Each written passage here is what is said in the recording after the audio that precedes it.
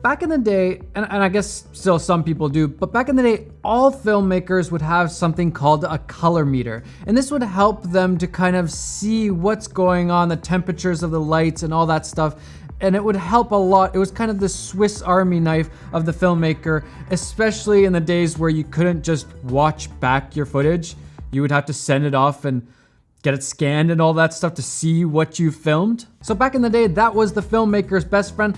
But nowadays, I think the filmmaker's best friend is an external monitor. And I will explain to you why I think that in just a second. But the first monitor I bought was maybe like 4 years ago, and it cost me about $1,500 or even $2,000. It was really expensive, and it was kind of hard to justify spending that much money on just a monitor. I thought it might be kind of a waste of money, but I bought it anyway because I needed it.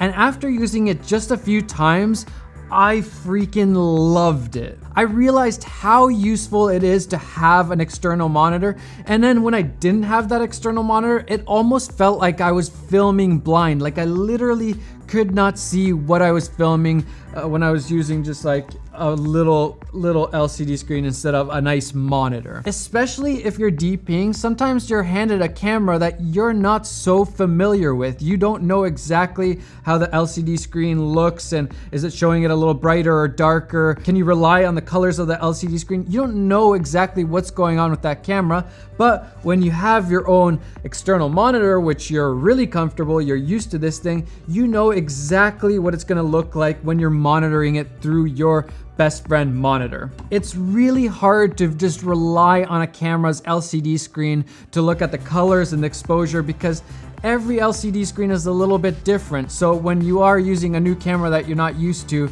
you're gonna have a really hard time. And I had this happen a few times where I hired somebody to film for me, and the footage was really overexposed or underexposed. And I don't think that that's because they were bad filmmakers. I think that's because they weren't used to the cameras, and they were just trusting that, you know, when they film, the image is supposed to look a certain way, but on that camera, it was supposed to look a different way. So you really need something like an external monitor to actually be able to see what you're filming. It's kind of like a filmmaker's Swiss Army knife or Leatherman or whatever you want to call it. You can be confident in your shots every single time. And the best part is that nowadays you don't have to spend $2,000 on a monitor. For example, this new monitor by Atomos, it's called the Shinobi. It's only $399. Okay, yeah, that's still a lot of money, but it's way cheaper than $2,000, and it actually has more features than the monitor that I originally bought. But here are some quick reasons why I think you should be buying an external monitor, and the first one is exposure. Like I said, it's really hard to just rely on your LCD screen on the camera for exposure. It lies so often, and unless you're using something like a histogram or better yet a waveform, it's gonna be really, really hard to expose.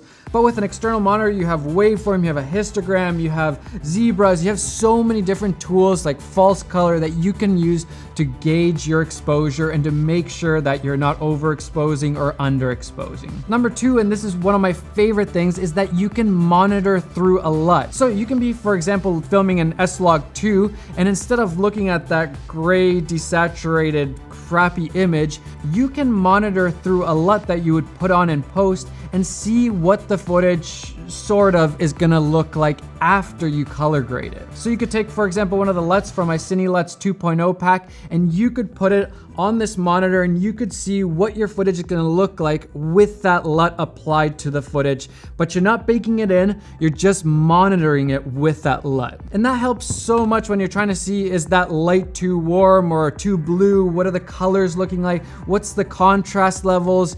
All of that stuff. How bright should a light be? All of those things are so much easier to see when you actually have a little bit of contrast and color and the final look that you're going for. And the Shinobi even has an option to have, I think, 10 different LUTs, so you can have a whole bunch of LUTs and then just choose the one that you think you're gonna use for that project, or even just test out a few different ones to see which one would be the best look. Number three, bright sunny days are your worst enemy with LCD screens. So having a bigger, brighter LCD screen is always gonna be really, really handy when you're shooting outside in bright days. You can actually see what you're filming and you're not just having to guess and hope that you're getting what you need. And 4, going along with that, focusing. Because of that bigger monitor, it's way easier to focus, especially in 4K, for example. If you're off with your focus by just a bit, it shows really quickly. So having a bigger monitor, you can see much more clearly whether you're in focus or not. And then of course you have tools like peaking to help you even more. And number 5, I already talked about this a little bit. It's being comfortable with any camera that you're handed. Even if you're not used to the image, you're comfortable with your monitor and you can see what's going on and get that proper exposure, those colors, everything that you need to get a really nice image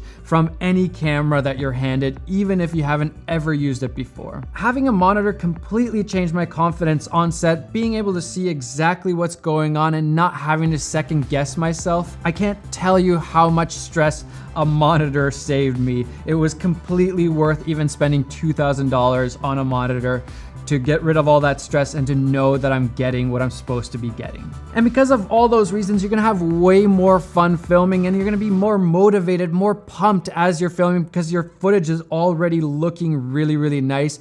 There's so many times where I've been filming, for example, on some Nike commercial and the lighting and everything looks really nice, and then I have my really nice LUT that I would apply in post. I'm monitoring through that, so it already looks like the finished product, and I can see that it's gonna be some really, really nice footage. That gets me pumped and that gets me really amped to keep filming and just keep working hard, which plays a big role when you're on a set and you could be stressed or tired or any number of things that are kind of slowing you down. Being able to see a really, really nice image that you're filming just gets you excited. I'm telling you, a monitor is a filmmaker's best friend. Do not fly blind any longer. Get yourself a monitor, and if you're looking at one, I would recommend getting something like the Atomos recorder monitor combo, or something like this, the Shinobi, which is really affordable, or Small HD. Those are really nice monitors. Those are kind of the 2 companies that I've used most, and they're really, really nice products. But I'm really liking this new Shinobi. It's a high quality monitor. It's light, has all the bells and whistles that you would ever need on a monitor. So if you don't have one, check this guy out. All right, that's my quick little pro tip for today, especially if you're getting into DPing, being the director of photography. I always say DP and I assume that you guys know what that means. Basically the person in charge of the camera department on a shoot. If you're looking to be a DP, you definitely need a monitor. Even like a bigger one would be really handy. So check them out. Yeah, I'll see you guys later. Bye.